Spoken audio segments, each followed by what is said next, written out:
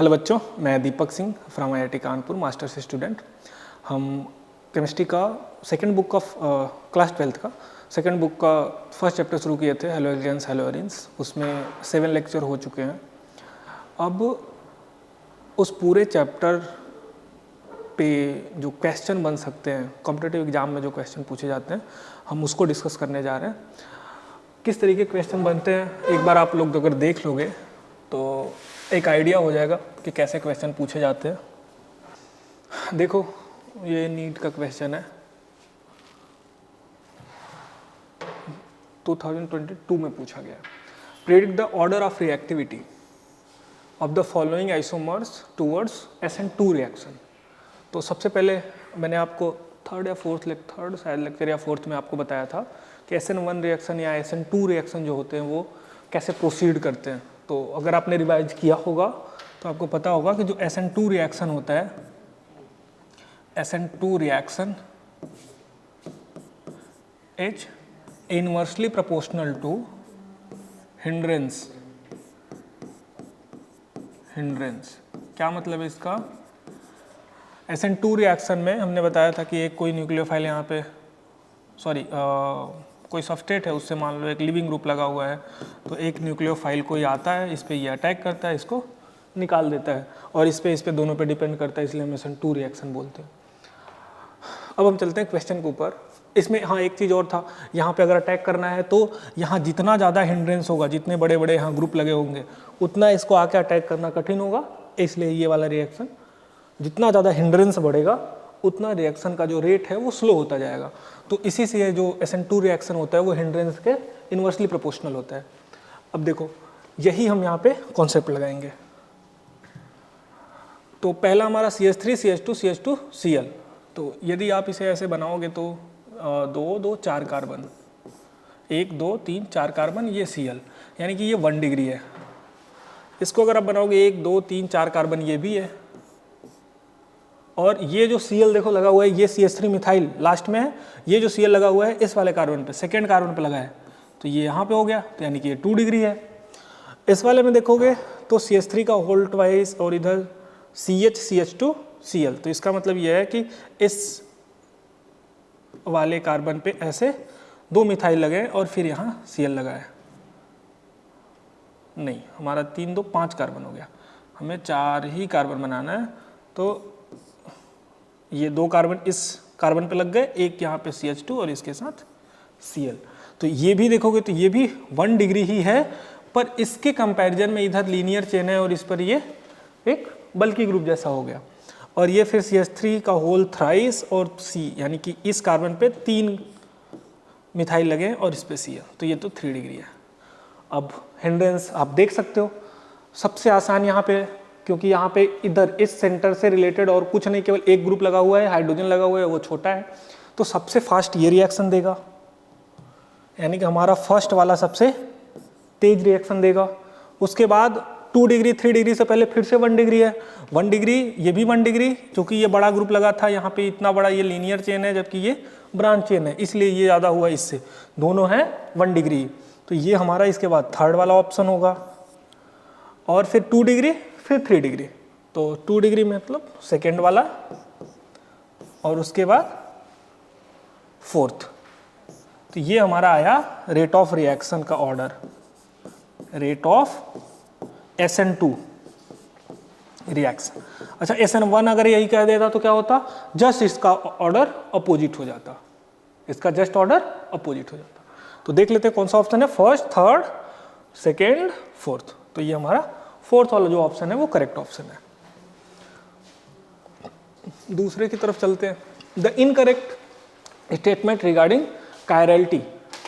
तो कायरलिटी वाले सेक्शन में हमने आपको बता रखा था, सेकेंड वाले ऑप्शन में रेसमिक मिक्सचर कब मिलता है? जब भी SN1 रिएक्शन होता है।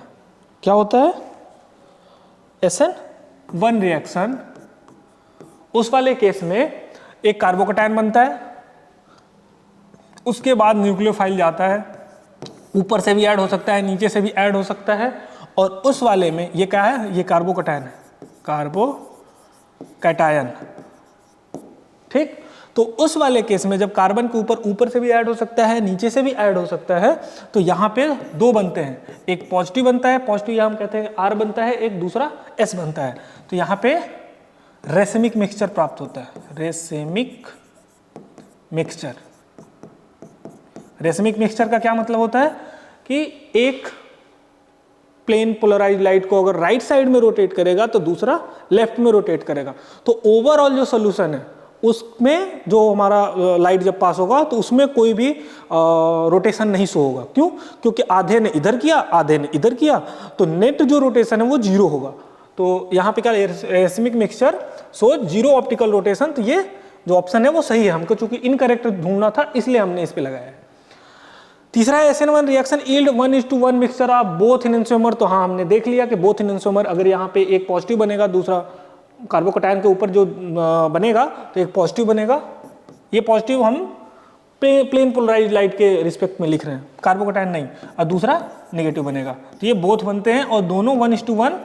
इसका मतलब क्या है कि 50-50%, 50% ये, 50% ये। ठीक है, तो ये भी सही है, मतलब यहाँ पे इनकरेक्ट ऑप्शन है तो यहाँ हम नहीं लगाएंगे। The product obtained by SN2 reaction of haloalkanes having chirality at reactive site shows inversion of configuration। SN2 reaction के लिए हमने क्या बताया था आपको कि जब भी एक कोई मान लेते हैं कि CH और ये Br है, तो ये न्यूक्लियोफाइल इधर से लगा हुआ है तो इसके पीछे से आता है और तब ये निकलता है, और ये फिर इस तरीके से पलट जाता है, इधर न्यूक्लियोफाइल, इधर H, इधर H और इधर H। तो ये होता है इन्वर्जन ऑफ कॉन्फ़िगरेशन। तो वही लिखा हुआ है, the product obtained SN2 reaction of haloalkanes having chirality at the reactive site shows inversion of configuration. तो ये तीनों ऑप्शन हमारे सही हुए। हमें चूंकि इनकरेक्ट ऑप्शन ढूंढना था, तो इनएंसोमर्स और superimposable mirror image of each other नहीं, non superimposable mirror image को हम बोलते हैं इनएंसोमर्स। इनएंसोमर्स क्या होते हैं? Enantiomers are non super imposable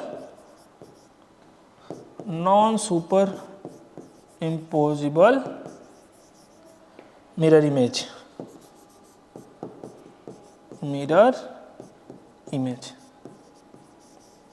इसलिए वो वाला ऑप्शन जो दिया हुआ है वो इनकरेक्ट है। आगे दूसरे क्वेश्चन, तीसरे वाले पे चलते हैं। The major product formed in dehydrohalogenation reaction of 2 bromopentane is 2 पेंट-2-इन। अब ये कहाँ से पूछा गया है? तो देखो, आगे हम पहले स्ट्रक्चर बनाते हैं। 2 2 4 1 5, 2 नंबर पे हमें Br लगाना है। अब ये बोल रहे हैं डिहाइड्रोहैलोजिनेशन। ये क्या शब्द है? डिहाइड्रोहैलोजिनेशन। जब डिहाइड्रेशन बोला जाता है तो हाइड्रोजन निकलता है, जब डिहैलोजिनेशन बोला जाता है तो हैलोजन निकलता है, कोई भी क्लोरीन, ब्रोमीन, आयोडीन, फ्लोरीन। जब ये बोला है डिहाइड्रोहैलोजिनेशन मतलब दोनों निकलेगा, और दोनों कहाँ निकलता है? तो अगर आपको याद हो तो बीटा एलिमिनेशन हमने जब पढ़ा था SN2 रिएक्शन में, तो वहाँ पे ये क्या होता था, यहाँ पे कोई अगर Br लगा है तो इसके एंटी पोजीशन इधर या एंटी पोजीशन इधर, सॉरी ये सी हो जाएगा, ये ऐसे निकल जाता था। एल्कोहलिक KOH के साथ रिएक्शन कराते थे, या इधर ये बॉन्ड बनाता है, ये निकल जाता था। याद है? इसमें एक चीज़ और ध्यान रखना होता है कि हमारा जो स्टेबल प्रोडक्ट बनता है, यानी अल्कीन जिसमें स्टेबल बनता है, मोर सब्स्टिट्यूटेड अल्कीन बनता है या रेजोनेंस स्टेबलाइज अल्कीन बनता है, कुल मिला के ऐसा कि जो कि बहुत स्टेबल अल्कीन हो, वो मेजर प्रोडक्ट होता है। तो यहाँ पे अगर देखोगे, ये अगर इसको देखोगे तो इसमें 2 ऑप्शन है। 2 ऑप्शन मतलब कि ये हाइड्रोजन है इधर हमारे पास एंटी पे, और इधर ये एक है। तो पहला मान लेते हैं कि ये ऐसे बनाया, तो फर्स्ट पाथ अगर फॉलो कर रहा है तो हमारा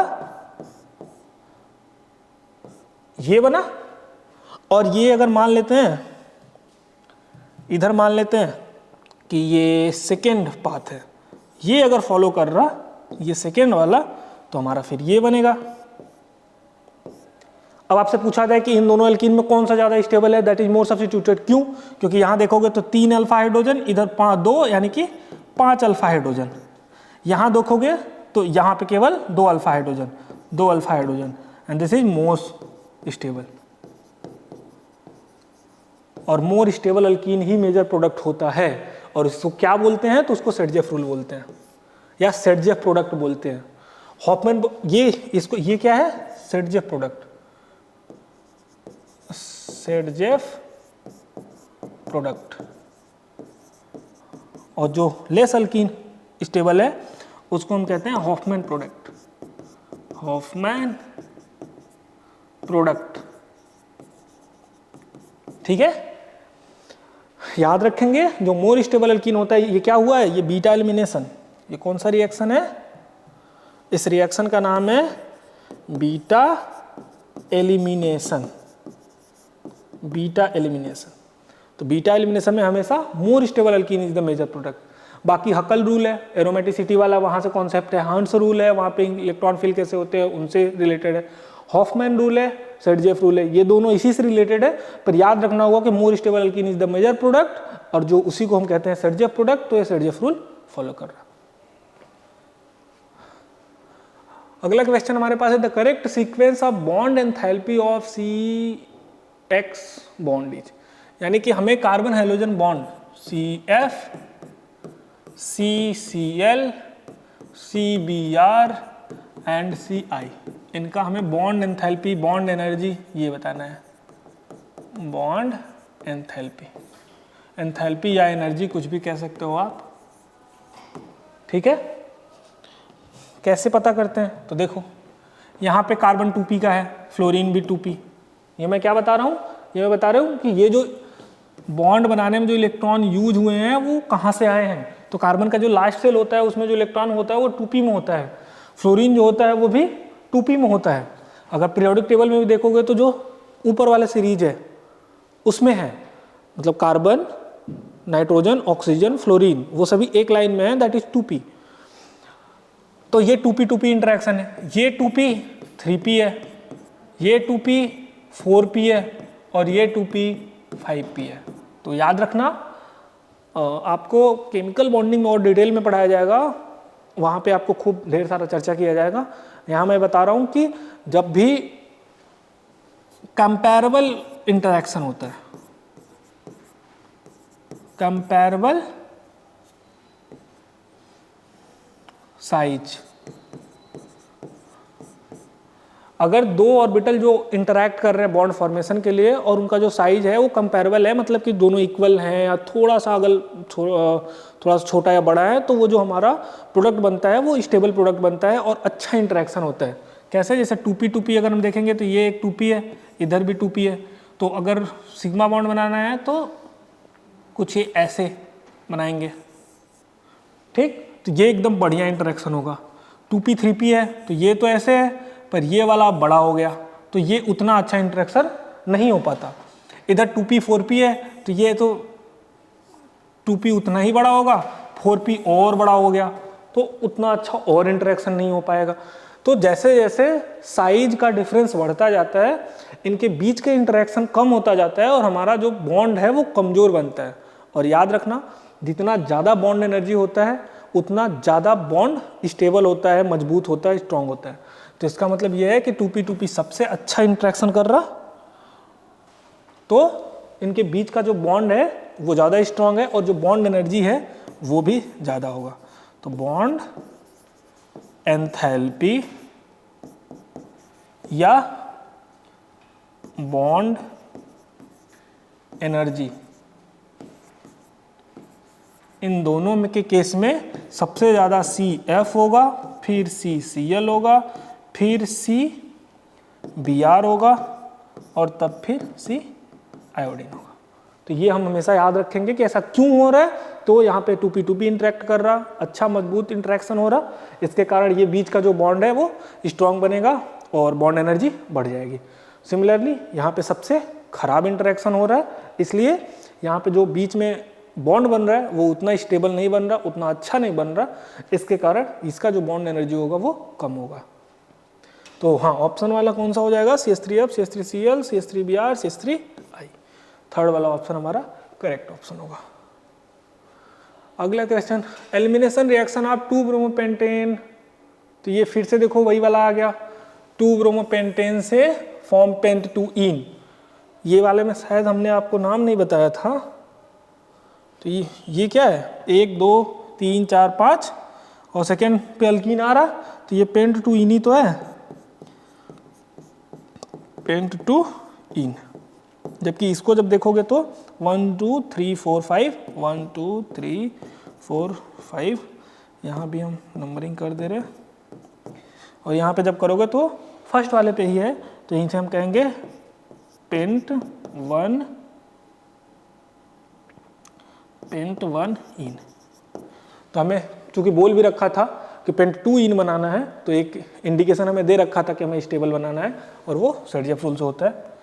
और वही क्वेश्चन फिर से रिपीट हुआ है, बस इसमें मैकेनिज्म पूछा है कि ये किससे जाता है, तो ये बीटा एलिमिनेशन से जाता है। पीछे वाले रिएक्शन में हमने बताया आपको को बीटा एलिमिनेशन है। अगला क्वेश्चन है, which of the following will not undergo SN1 reaction with OH minus. अब SN1 रिएक्शन क्या होता था, देखो SN1 रिएक्शन क्या होता था, हमने आपको बताया था कि कोई भी R से हैलोजन लगा हुआ है और अगर कोई न्यूक्लियोफाइल आया तो सबसे पहले ये टूटेगा R+ एंड X- में, और ये जो होना चाहिए वो स्टेबल होना चाहिए, ये जो कार्बोकैटायन बन रहा वो स्टेबल होना चाहिए, और इसके बाद ये अगले स्टेप में ये R+ बना, और तब फिर कोई न्यूक्लियोफाइल इस पे आएगा, अटैक करेगा, और फिर यहाँ पे न्यूक्लियोफाइल जुड़ जाएगा। जो रेट ऑफ रिएक्शन होता है, rate of reaction is directly proportional to stability of carbocation. ये हमने लेक्चर में अपने डिस्कस कर लिया था कि जो भी SN1 रिएक्शन में प्रोडक्ट बनता है वो कार्बोकैटायन मैकेनिज्म से जाता है, और जो कार्बोकैटायन की स्टेबिलिटी होती है वही बताती है कि रिएक्शन जाएगा या नहीं जाएगा। और इसमें हमने आपको बताया था कि चूंकि 3 डिग्री कार्बोकैटायन सबसे स्टेबल होता है, फिर 2 डिग्री होता है, फिर 1 डिग्री होता है, तो यही इसका स्टेबिलिटी का ऑर्डर है, स्टेबिलिटी ऑफ कार्बोकैटायन, और यही स्टेबिलिटी का ऑर्डर है, तो यही रेट ऑफ रिएक्शन का भी ऑर्डर हो जाएगा, रेट ऑफ रिएक्शन। ठीक है, तो ये याद रखेंगे। अब हम आ जाते हैं क्वेश्चन पे। ये हमारा 1 डिग्री है, इसे Cl लगा हुआ है ना ऐसे, ये हमारा, ये भी 1 डिग्री है,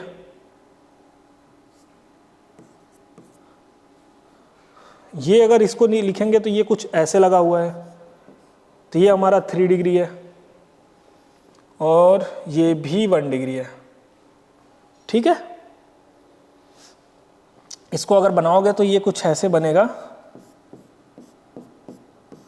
ये CH2 Cl, इसको बनाओगे तो CH double bond CH2 Cl, और ये मैंने आपको यहीं पे बता ही दिया और इसको बता दिया। अब देखो फिर से, इसमें हमें क्या करना था, कार्बोकैटायन बनाना था, तो कार्बोकैटायन बनाओ, इसको हटाओ यहाँ से, यहाँ कार्बोकैटायन बनेगा। ठीक है, इसको हटाओ यहाँ से, यहाँ कार्बोकैटायन बनेगा, इसको यहाँ से हटाएंगे, यहाँ कार्बोकैटायन बनेगा, और इसको यहाँ से हटाए और यहाँ कार्बोकैटायन बना है।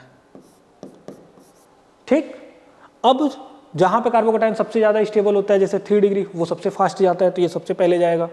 यहाँ अगर हम देखेंगे, पहले इसको देख लेते हैं, तो ये कार्बोकैटायन बेंजीन रिंग के साथ स्टेबल है, ये कार्बोकैटायन की स्टेबल करने के लिए यहाँ पाई बॉन्ड के साथ रेजोनेंस है। पर अगर यहाँ देखोगे तो यहाँ पे ये कार्बोकैटायन के साथ कुछ भी नहीं है, ना रेजोनेंस है ना पाई बॉन्ड है, तो इसलिए ये जो 1 डिग्री है सबसे कम जाता है, तो ये यहाँ पे नहीं जाएगा। क्यों नहीं जाएगा, क्योंकि ये स्टेबल नहीं है, ये जो कार्बोकैटायन बन रहा है वो स्टेबल नहीं है। मैंने बताया था वो 3 डिग्री होना चाहिए या 2 डिग्री होना चाहिए, या 1 डिग्री है तो रेजोनेंस स्टेबलाइज होना चाहिए। तो देखो ये 1 डिग्री है, रेजोनेंस स्टेबलाइज है, ये भी, तो ये तो दोनों जाएंगे। वास्तविकता है कि ये थोड़े धीरे जाएंगे पर जाएंगे, जबकि ये नहीं जाने वाला, तो हमारा आंसर 4 हो जाएगा। अब देखो अगला क्वेश्चन क्या है, the hydrolysis reaction can take place at the slowest rate among the following is. अब आपको अगर पता हो तो जो भी हैलोजन के हाइड्रोलिसिस होता है वो जाता है हमारा SN1 मैकेनिज्म से। उसमें का पहले कार्बोकैटायन बनता है, उसके बाद OH आके ऐड होता है। तो देखो यहाँ से फिर से वही है, ये हमारा 1 डिग्री है। हमसे पूछा गया था hydrolysis reaction can take place at the slowest rate, तो सबसे स्लो में कौन जाएगा? ये 2 डिग्री है और ये भी 1 डिग्री है, ये भी 1 डिग्री है। तो हमसे पूछा कि स्लोवेस्ट रेट कौन होगा, सबसे ज़्यादा स्लोवेस्ट। तो अगर आपको पता नहीं, मैंने बताया था, आपको याद है कि नहीं, याद होना चाहिए। जब मैंने आपको बताया था कि जब भी बेंजीन रिंग में ऐसे कोई क्लोरीन लगा होता है, कोई भी हैलोजन लगा होता है, तो ये यहाँ से लोन पेयर नीचे उतारता है और कुछ इसका ये रेजोनेंस स्टेबलाइज एक स्ट्रक्चर बनता है। यहाँ पे Cl पे पॉजिटिव और ये निगेटिव ऐसे।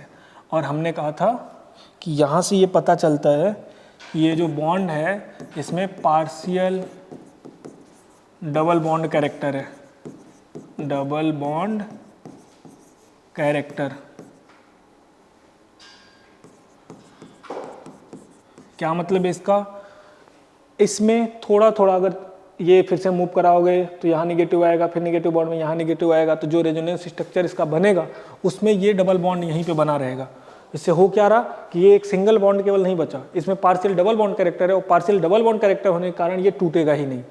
इसके लिए बहुत हाई टेम्परेचर, अगर आपको याद हो तो 623 केल्विन के आसपास वो टेम्परेचर है, उतना लगता है तब जाके ये टूटता है। तो इसका मतलब ये है कि यहाँ से ये OH- इसको रिप्लेस नहीं कर पाएगा, ठीक है। ये OH- इस क्लोरीन को रिप्लेस नहीं कर पाएगा। सो ये हमारा आंसर हो जाएगा। यहाँ से ये क्विक हो जाएगा, ये भी हो जाएगा, इधर भी हो जाएगा। ये SN1 के नहीं थ्रू जाएगा, SN2 के थ्रू चला जाएगा। पर इस वाले में ना तो SN1 के थ्रू ये जाने वाला है, ना तो SN2 के थ्रू जाने वाला है। तो हमसे बोला है कि स्लोवेस्ट रेट कौन होगा, तो सबसे स्लो यही होगा। क्यों होगा वो हमने आपको बता दिया। आगे क्वेश्चन है हमारे पास, which will undergo fastest SN2 substitution reaction when treated with NaOH। NaOH के साथ ट्रीट करने पे ऐसा कौन सा है जो सबसे फास्ट रिएक्शन देगा? तो हमने फिर से कहा SN2 रिएक्शन के लिए क्या होता है, rate of SN2 reaction is directly proportional to 1 hindrance, यानी इन्वर्सली प्रोपोर्शनल टू हिंड्रेंस। इसका क्या मतलब हुआ कि जितना ज़्यादा वहाँ पे बल्की ग्रुप लगे होंगे लुईंग ग्रुप के पास, उतना रेट स्लो होगा। तो देखो ये हमारा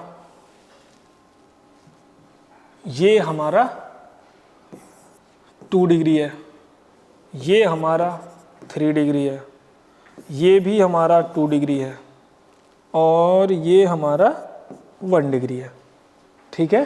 तो 2 डिग्री, 3 डिग्री, 2 डिग्री, 1 डिग्री। तो आप देख के समझ गए होंगे कि चूंकि यहाँ पे OH- को आके अटैक करना है, इसलिए यहाँ हिंड्रेंस जितना कम होगा उतना बेटर है। तो हमारा फोर्थ ऑप्शन जो होगा वो सही होगा। क्यों? क्योंकि यहाँ पे हिंड्रेंस सबसे कम है। अगला हमारे पास क्वेश्चन है, what products are formed when the following compounds is treated with Br2 in the presence of FeBr3। अब मैंने कल आपको इलेक्ट्रोफिलिक सब्स्टिट्यूशन रिएक्शन पढ़ा दिया है। इसमें हमने आपको बताया था कि लेट सपोज यहाँ पे मिथाइल ग्रुप है, तो इसका जो रेजोनेंस हाइब्रिड बनता है वो कुछ ऐसे बनता है।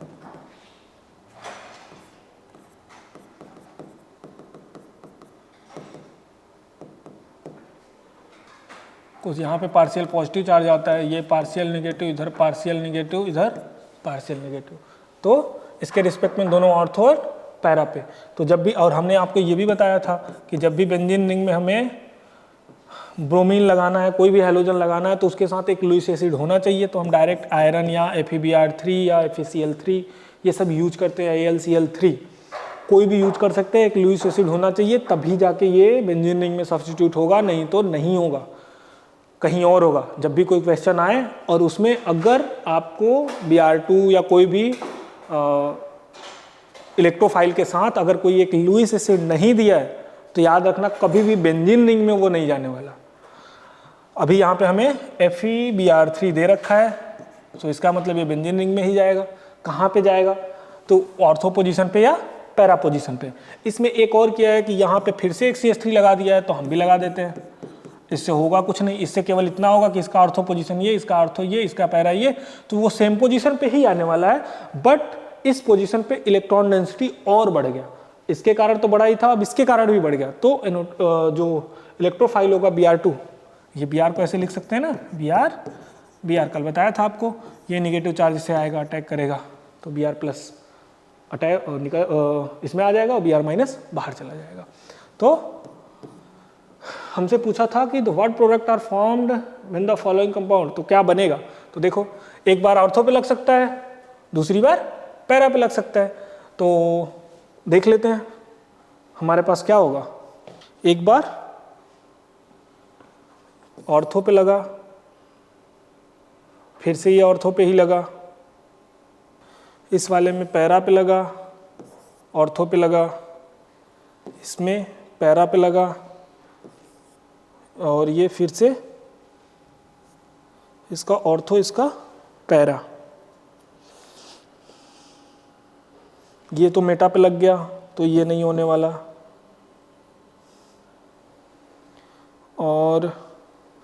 और कौन सा हमारा ऑप्शन हो सकता है?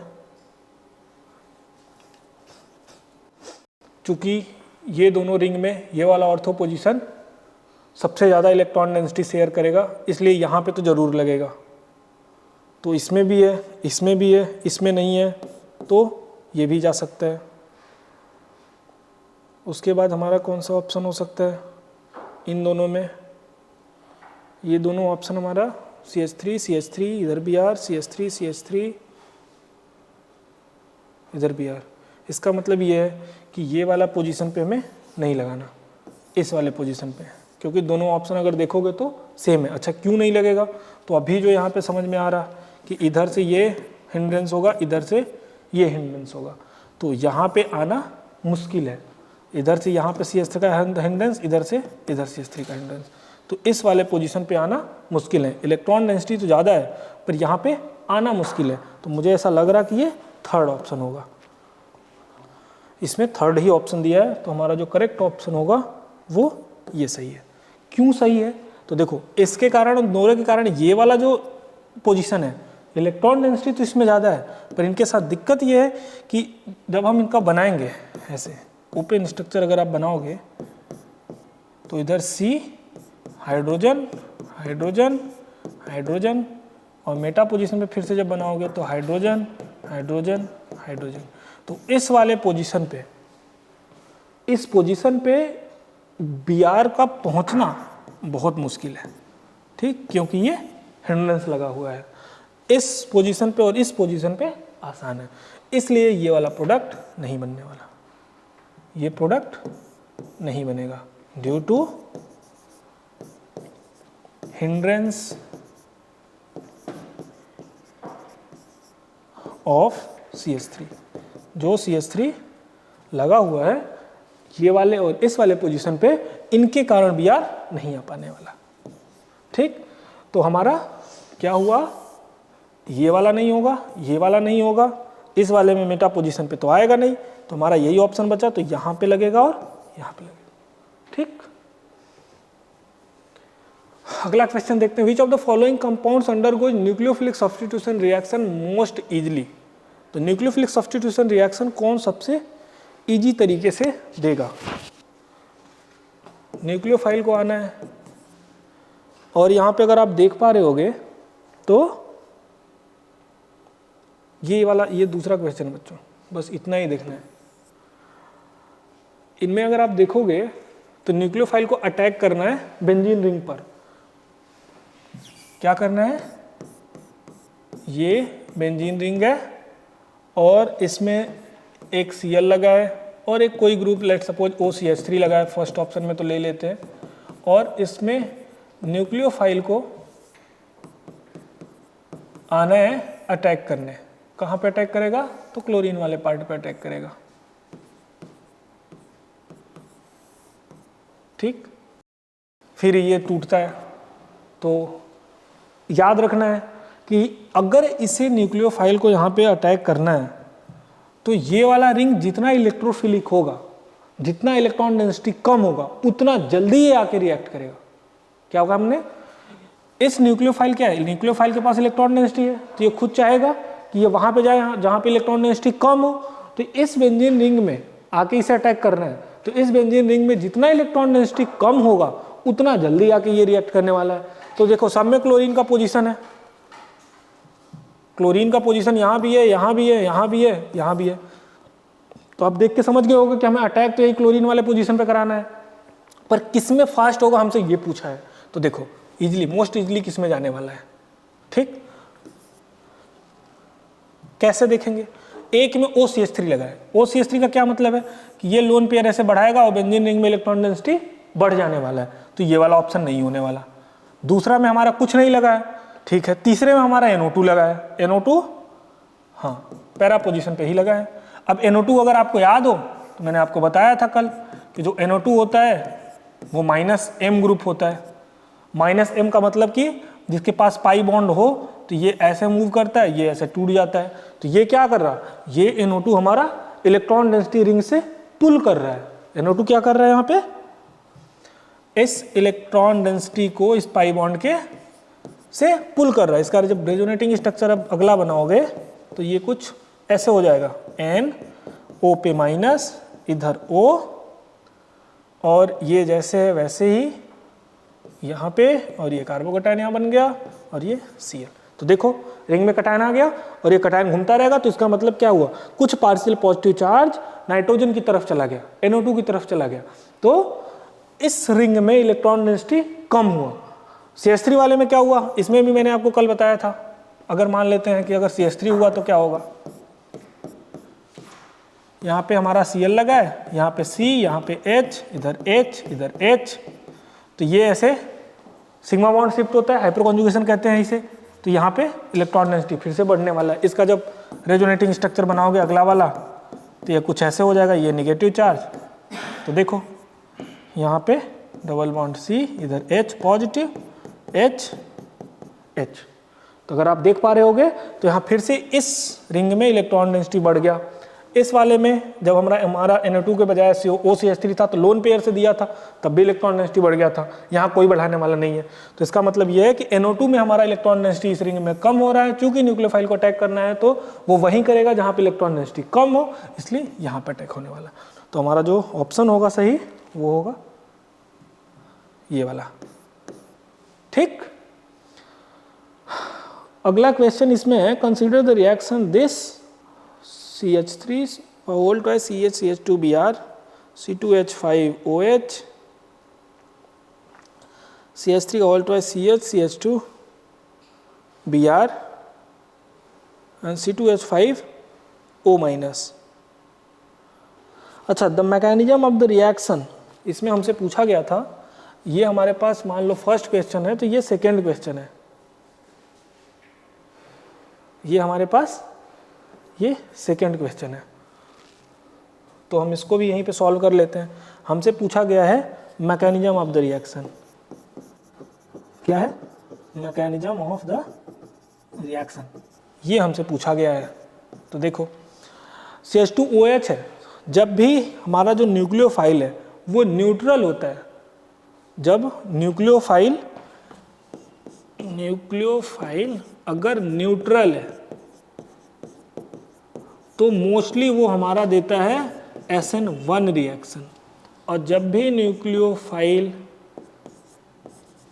हमारा चार्ज्ड होता है तो मोस्टली वो देता है SN2 रिएक्शन।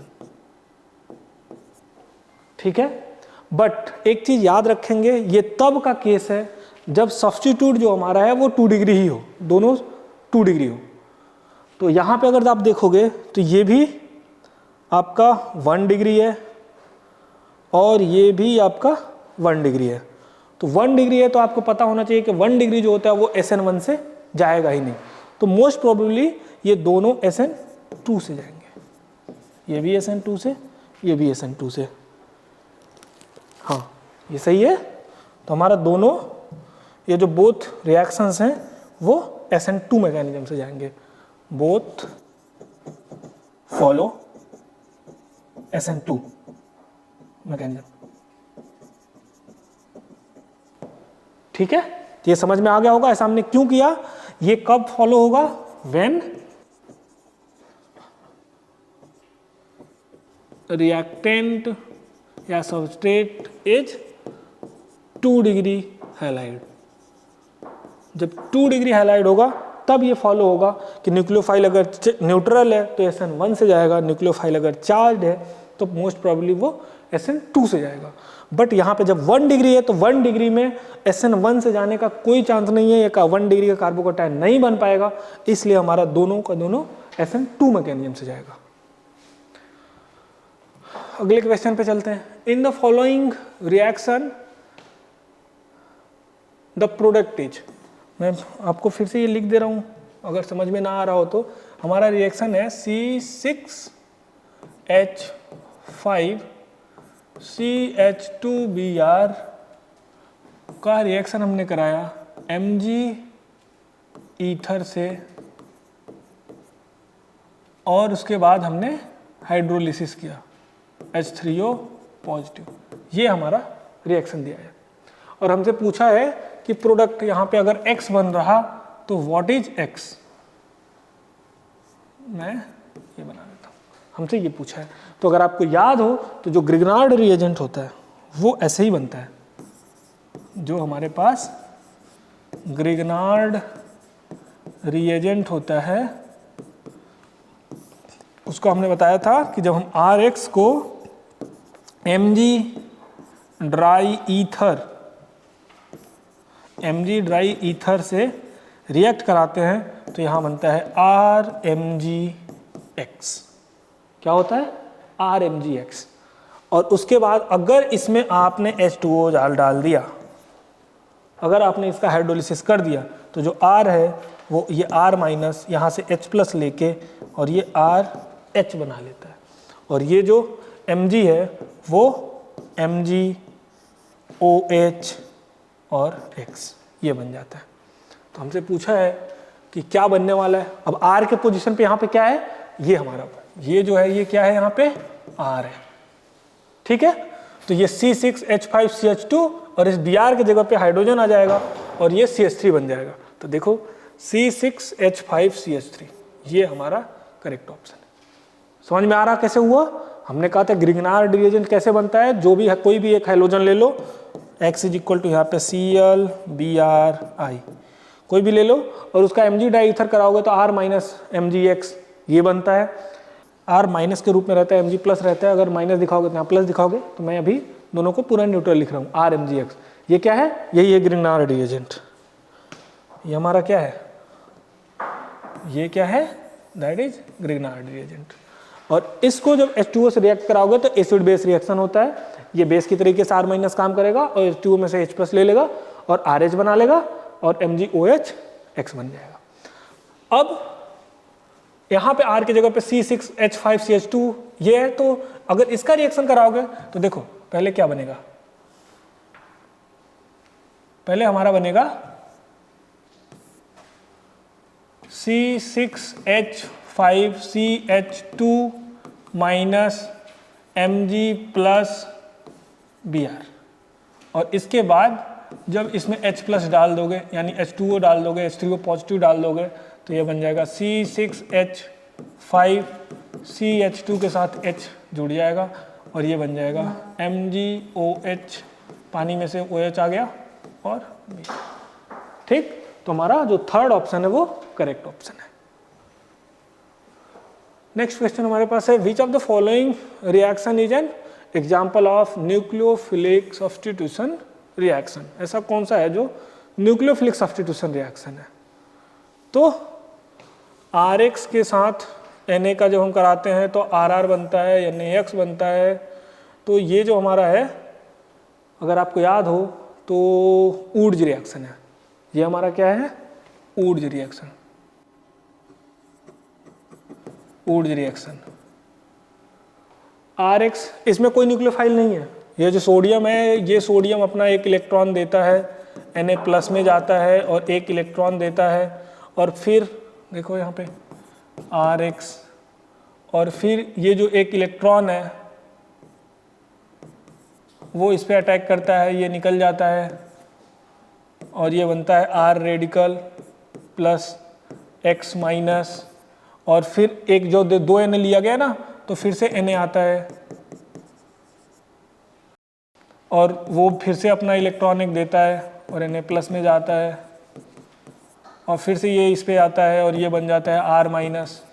ठीक, पर यहाँ पे हमें चूंकि कपलिंग रिएक्शन कराना है तो ये दूसरा वाला, ये वाला यहाँ पे नहीं जाएगा, और फिर से ये जो RX है दूसरा वाला, सेकेंड वाला, वो इस इलेक्ट्रॉन को लेगा और ये X-, फिर से ये R रेडिकल एंड X- बनेगा, और ये R-, ये R- दोनों कपल करेंगे, R रेडिकल, और फिर से ये हम एक एरो ही दिखाते हैं और ये बना देते हैं RR। ये कुछ इस मैकेनिज्म से आता है, कुछ रेडिकल एनायन मैकेनिज्म से। RH H2 कराओगे तो RH HX, तो यहाँ पे फिर से ये जो RX है वो टूटता है HH से और ये हाइड्रोजनेशन हो जाता है, तो ये भी इससे नहीं जाता, न्यूक्लियोफिलिक सब्स्टिट्यूशन रिएक्शन से नहीं जाता। RX KOH, ये हमने आपको पढ़ा रखा है। RX के साथ जब OH- आता है और ये एक न्यूक्लियोफाइल है, तो ये जाएगा, इस पर अटैक करेगा, इसको निकाल देगा और ये बन जाएगा ROH प्लस X-। और इसमें हमने बताया था कि यदि ये R कार्बोकैटायन बनाने लायक है तब तो कार्बोकैटायन बना लेगा और उसके बाद बनेगा, अगर वो बनाने लायक नहीं है तो ये अटैक करके तब निकालेगा। अगर सीधे अटैक किया तो SN2 रिएक्शन, कार्बोकैटायन बन के तब अगर OH- जुड़ा तो SN1 रिएक्शन। तो कुल मिला के ये है क्या? ये तो है न्यूक्लियोफिलिक रिएक्शन। ये क्या है? Nucleophilic substitution reaction. ठीक है, तो हमारा ये जो ऑप्शन है वो करेक्ट ऑप्शन होगा। ठीक, बाकी यहाँ पे तो HBr के साथ रिएक्ट कराओगे तो ये टूट जाएगा, यहाँ पे H और यहाँ पे Br। ये अगर केवल ये है तो कार्बोकैटायन से जाएगा, चूंकि ये टूटेगा तो कार्बोकैटायन यहाँ बनेगा क्योंकि ये 2 डिग्री कार्बोकैटायन है, और फिर यहाँ पे आके Br लग जाएगा, तो ये भी एडिशन रिएक्शन है। ये कौन सा रिएक्शन है? Addition reaction. ठीक है, बाकी ये तो ग्रिग्नार्ड फॉर्म हो रहा है इस वाले फॉर्म, तो ये भी नहीं है। तो हमारा जो करेक्ट ऑप्शन है वो 4th ऑप्शन है। अगला हमारे पास है question CH3 CH CH3 CH CH2 HBr। देखो ये पिछले वाले क्वेश्चन में ये जो है, हाँ ये 4th ऑप्शन तक ही है ना, तो ये जो पार्ट है वो पीछे वाले क्वेश्चन का ही है। अगला क्वेश्चन जो हमारे पास आने वाला है, देखो ये क्या है? ये CH3 CH CH3 CH double bond CH2, इसका जब रिएक्शन कराओगे HBr, तो H प्लस Br- के रूप में ये जब पानी में जाएगा तो टूट जाएगा क्योंकि ये एक एसिड है। अब हमारे पास यहाँ पे 2 ऑप्शन है। पहला ऑप्शन क्या है? पहला ऑप्शन ये है कि ये इधर ऐसे टूटे। ऐसे टूटने का क्या मतलब है कि यहाँ पे कैटायन बनेगा, यहाँ पे एनायन, तो CH3 CH CH3 CH CH2, यहाँ पे कैटायन, यहाँ पे एनायन। और असल में ये एनायन बनता नहीं है, मैं केवल आपको दिखा रहा हूँ। असल में होता ये है कि ये इस पे अटैक करता है, जो पाई बॉन्ड है इस पे अटैक करता है, और पाई बॉन्ड अब इधर टूट सकता है, इधर टूट सकता है, तो वो मैं आपको पॉसिबिलिटी बता रहा था कि यहाँ पे कैटायन बने। तो इसका मतलब यहाँ अगर एनायन बनेगा तो फिर इस तरह H जुड़ जाएगा, ये वाला H। दूसरा ऑप्शन क्या हो सकता है कि ये ऐसे टूटे, तो इस बॉन्ड के दोनों इलेक्ट्रॉन इस पे अगर जाएंगे तो यहाँ कार्बोकैटायन बनेगा। सेकेंड ऑप्शन हमारे पास ये है कि CH3 CH इधर CH3 फिर से CH2 और इस पे निगेटिव आ रहा तो वो निगेटिव यहाँ कार्बोकैटायन बन रहा है, ये जो निगेटिव आ रहा वो निगेटिव H ले लेगा यहाँ से, तो ये बन गया। ठीक, अब ये हमारे पास कार्बोकैटायन बना। अब इस कार्बोकैटायन का और इस कार्बोकैटायन में पूछा जाए कौन ज़्यादा स्टेबल है, तो ऑब्वियसली इसको देखोगे तो 2 अल्फा हाइड्रोजन, एक 2 अल्फा हाइड्रोजन है, और इसको देखोगे तो 3 और इधर एक 4 अल्फा हाइड्रोजन है, तो हमारा दिस इज मोर स्टेबल। ये क्या है? मोर स्टेबल है। तो पक्का है कि जो रिएक्शन जाएगा वो इधर से होके जाएगा। ठीक है, अब देखो जब भी कार्बोकैटायन बनता है रिएक्शन में, मैंने आपको बताया है कि कार्बोकैटायन की स्टेबिलिटी हम देख के बनाते हैं, उसके बाद हम ये देखते हैं कि क्या वो और स्टेबल हो सकता है। कैसे? या तो हम हाइड्रोजन शिफ्ट कराएं या हम मिथाइल शिफ्ट कराएं। तो ये इधर हाइड्रोजन है, अगर इस हाइड्रोजन को शिफ्ट करके यहां भेज दो और यहां कार्बोकैटायन बन जाए, ये क्या है? Hydride shift. हाइड्राइड, हाइड्रोजन में क्यों नहीं कह रहा हूं, हाइड्रोजन मतलब प्रोटॉन मान के चला जाता है, इसका मतलब कि H+ के रूप में जाए, जबकि ये पूरा इस बॉन्ड के दोनों इलेक्ट्रॉन को लेके जाएगा, क्योंकि यहाँ पे पॉजिटिव चार्ज है, यहाँ इलेक्ट्रॉन नहीं है बॉन्ड बनाने के लिए, तो इसके कार्बन के लिए भी इलेक्ट्रॉन ये यहीं से लेके जाएगा, H- के रूप में जाएगा, इसलिए हम इसे हाइड्राइड शिफ्ट बोलते हैं। हाइड्राइड शिफ्ट क्यों हो रहा? क्योंकि कार्बोकैटायन की स्टेबिलिटी बढ़ेगी। देखो कैसे, CH3 CH3 CH, यहाँ पे चला गया तो CH2 हो गया और ये CH3। ठीक है, और यहाँ बन गया कार्बोकैटायन। अभी अगर आप देखोगे तो 3 3 6 2 8 अल्फा हाइड्रोजन हो गए। कितने हो गए?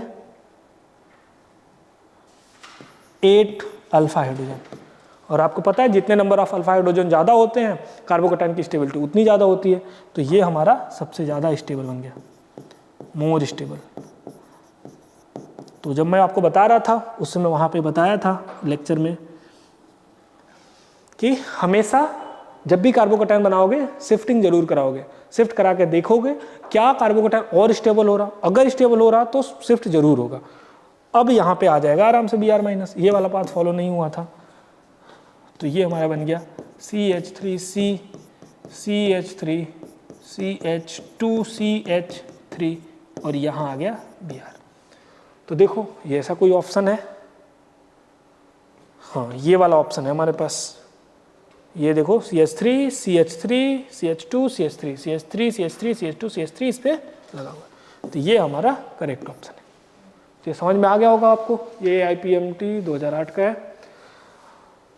तो मैंने आपको SN2 रिएक्शन से रिलेटेड, SN1 रिएक्शन से related, elimination reaction E2 elimination, उन सब से रिलेटेड कुछ क्वेश्चन आइसोमर से रिलेटेड करा दिए हैं।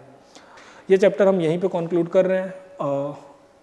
नेक्स्ट लेक्चर में हम next chapter alcohol phenol ether के साथ मिलेंगे। Thank you.